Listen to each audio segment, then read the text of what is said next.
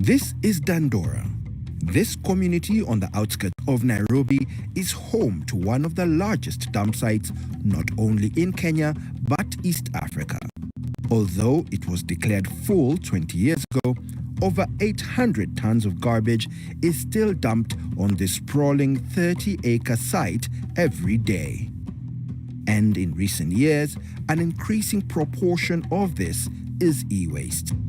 Men, women, and even children scour the stacks of waste for discarded electronics, breaking them apart for their motherboards, batteries, wiring, anything that can be resold for parts.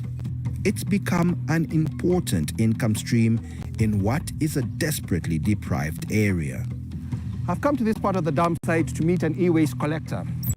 There are thousands of people who work here in the dump site, and it's a dangerous environment to work in. Stanley Mwangi is one of them. There are many buyers for e-waste materials, but the e-waste is not easily found. He's worked on the dump since 2002, and as a single parent says, he has no other choice. It is dangerous work, but we have to do it. If we do not, we will go hungry. People don't have access to any protective gear. They are exposed to toxic chemicals such as lead, mercury, and cadmium. While the informal and partial recycling of electronic waste has been the status quo in Kenya for decades, one organization is hoping to change that. So some of the waste from landfills, like the one in Dandora, ends up in e-waste centers such as this one. Well, I'm here to find out what the process is when the waste gets here.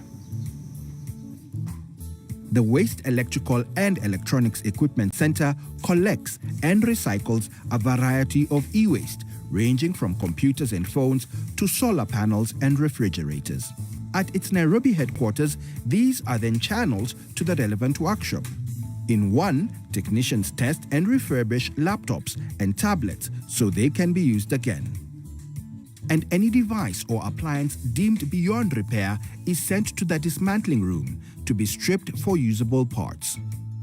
At the moment, we are able to receive 240 tons of e-waste per year, though we have the capacity to process 200 tons per month, which means we are performing way below capacity. The e-waste that is produced is as a result of electronic devices that have been imported to this country. Some of them are coming as good devices that are able to last for a long time. Others, very short lifespan. We also have other devices that are coming to the country through illegal channels. They do not go through the required tests. But of course, we also have electronic devices coming to this country disguised as donations. Joseph hopes that organizations such as his could start to make a positive difference. But what difference that could have on the livelihoods of people like Stanley who rely on dumps like Dandora to survive is now uncertain. I've been able to open a repair shop with the money I've made here.